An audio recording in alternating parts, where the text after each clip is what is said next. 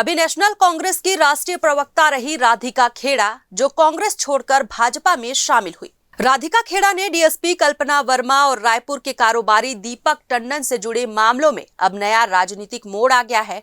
राधिका खेड़ा ने दीपक टंडन का पूर्व मुख्यमंत्री भूपेश बघेल और उनकी तत्कालीन सचिव सौम्या चौरसिया से संबंधों की जांच की मांग की है। राधिका खेड़ा ने सवाल उठाया है कि कुछ ही सालों में एक छोटे व्यापारी से बड़ा कारोबारी बनने की कहानी क्या है। उन्होंने ये भी पूछा कि दीपक टंडन किसके कहने पर सौम्या चौरसिया से जेल में मिलने जाता था। राधिका का कहना है कि इन सभी बिंदुओं पर निष्पक्ष जांच जरूरी है ताकि पूरा सच सामने आ सके। डीएसपी कल्पना वर्मा पर लव ट्रैप का आरोप लगाने वाले कारोबारी दीपक टंडन की होटल वेलकम श्री का एक वीडियो भी वायरल हो रहा है। इसमें कुछ लोग उनकी जमकर पिटाई करते नजर आ रहे हैं। सारे कपड़े उतारकर नग्न कर दिया गया है। जानकारी के मुताबिक ये वीडियो कुछ साल पुराना है, लेन देन के मामले से जुड़ा हुआ है। बकाया रकम नहीं चुकाने को लेकर विवाद हुआ था। अगर कुछ समय पहले की बात करें तो डीएसपी कल्पना वर्मा जब महासमुंद में पदस्थ थी, साल 2021 में वो अपने कुछ साथियों के साथ दीपक टंडन के होटल पहुंची थी। कल्पना का एक बैचमेट और टंडन आपस में म्यूचुअल फ्रेंड थे, जिन्होंने दोनों की मुलाकात कराई। इस दौरान दोनों के बीच मोबाइल नंबर एक्सचेंज हुए। मुलाकात के करीब 2 दिन बाद कल्पना के नंबर से टंडन को कॉल आया और मिलने जुलने का सिलसिला शुरू हुआ। जब भी कल्पना महासमुंद से रायपुर आती, दोनों की मुलाकात होती थी। धीरे धीरे साथ घूमने फिरने और शॉर्ट टूर पर जाने की बात भी सामने आई। देखिए, 2021 में कल्पना वर्मा का मेरा मुलाकात हुआ था होटल वेलकम सी में, और आना जाना लगा रहता था। उस बीच में महासमुंद में पोस्टेड थी। वो महासमुंद में पोस्टेड होने के बाद फिर माना सीएसपी बन के आई, तो बहुत ही क्लोज हो गया। क्लोज होने के बाद आपसी संबंध बना। संबंध बनने के बाद उठना बैठना खाना पीना ऐसा चलता रहा घंटों घंटों भर। 2-2 3-3 घंटे 5-5 घंटे मेरे होटल में बैठती थी आकर वो। रायपुर के कारोबारी दीपक टंडन ने अक्टूबर महीने में खमारडी थाना में शिकायत दर्ज कराई थी।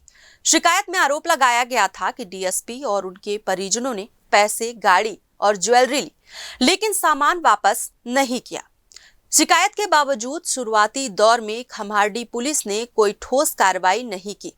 इसके बाद टंडन ने मीडिया के सामने पूरे मामले की जानकारी रखी। मामला सामने आने के बाद पुलिस ने जांच शुरू की। हालांकि पुलिस अधिकारी लंबे समय तक आधिकारिक जानकारी देने से बचते रहे। डीएसपी कल्पना वर्मा ने आरोपों को पूरी तरह खारिज कर दिया है। उनका कहना है कि टंडन कोर्ट से केस वापस लेने का दबाव बना रहा था। जब बात नहीं बनी तो उसने झूठी तस्वीरें और फर्जी चैट्स मीडिया में वायरल कर दी। वायरल वीडियो को लेकर कल्पना वर्मा ने कहा कि वो टंडन से बकाया पैसा लेने के लिए होटल गई थी। उन्होंने ये भी आरोप लगाया कि टंडन ने उनकी सोशल मीडिया से तस्वीरें उठाकर फर्जी चैट्स तैयार की हैं। डीएसपी वर्मा ने कहा कि वो इस पूरे मामले में कानूनी कार्रवाई की प्रक्रिया आगे बढ़ा रही हैं। उक्त बकाया राशि के सुरक्षा स्वरूप दीपक टंडन ने अपनी पत्नी श्रीमती बरखा टंडन का एक चेक प्रदान किया था, जो बैंक में प्रस्तुत करने पर अमान्य पाया गया। इस विषय में चेक बाउंस का प्रकरण वर्तमान में न्यायालय में विचाराधीन है, जिसके अनुसार श्रीमती बरखा टंडन को समय समय पर अदालत में उपस्थिति देनी होती है। न्यायिक प्रक्रिया से बचने के उद्देश्य से मेरा नाम जानबूझकर और बिना किसी आधार के इस प्रकरण में जोड़ा जा रहा है तथा विभिन्न माध्यमों से मेरी छवि को प्रभावित करने का प्रयास किया जा रहा है। बिना तथ्यों की पुष्टि किए एक महिला अधिकारी की प्रतिष्ठा पर प्रश्न उठाना अत्यंत गंभीर विषय है। मैं स्पष्ट रूप से कहना चाहती हूँ कि यह संपूर्ण वित्तीय विवाद मेरे पद, मेरे कार्यक्षेत्र या मेरे व्यक्तिगत जीवन से किसी प्रकार भी संबंधित नहीं है। इसके बावजूद मीडिया तथा अन्य माध्यमों में भ्रामक तथा तथ्यहीन सूचनाएं प्रसारित कर मुझे अनावश्यक रूप से विवादों में उलझाने का प्रयास किया जा रहा है, जो पूर्णतः गलत, निराधार और चरित्र हनन की प्रवृत्ति है। जब मामला पहले से ही न्यायालय में लंबित है, ऐसे में मेरे नाम का किसी भी प्रकार के राजनीतिक, व्यक्तिगत या मीडिया लाभ के लिए उपयोग अनुचित, अवैध और दंडनीय है। मैं सभी से आग्रह करती हूँ कि सत्य वही माने जो अभिलेखों और न्यायालय के समक्ष उपलब्ध है। किसी भी मनगढ़ंत अथवा भ्रामक समाचार पर विश्वास न करें। ऐसी झूठी खबरें प्रसारित करने तथा मेरी छवि धूमिल करने वालों के विरुद्ध मानहानि का दावा दायर करने की प्रक्रिया में प्रारंभ कर रही हूँ। साथ ही मैं यह अनुरोध करती हूँ कि दीपक टंडन और बरखा टंडन दोनों के लेन देन से संबंधित सभी खातों की जाँच की जाए। मुझे संदेह है कि केवल मेरे परिवार ही नहीं, अपितु अनेक लोगों के साथ आर्थिक ठगी की रकम का लेन देन इनके माध्यम से हुआ है। इसके अतिरिक्त मेरी अनुमति के बिना मेरी फोटो और मेरे social media, Instagram, Facebook, WhatsApp से ली गई सामग्रियों का उपयोग कर मेरी फर्जी चेक तैयार की गई, जो एक आपराधिक कृत्य है। इस संबंध में विधि विशेषज्ञों से मेरे परिजन परामर्श ले रहे हैं। हम संविधान और कानून पर विश्वास रखते हैं और उसी मार्ग पर आगे बढ़ेंगे। भले ही न्यायिक प्रक्रिया में समय लगे, परंतु हमें पूर्ण विश्वास है कि मेरे परिवार को न्याय अवश्य मिलेगा।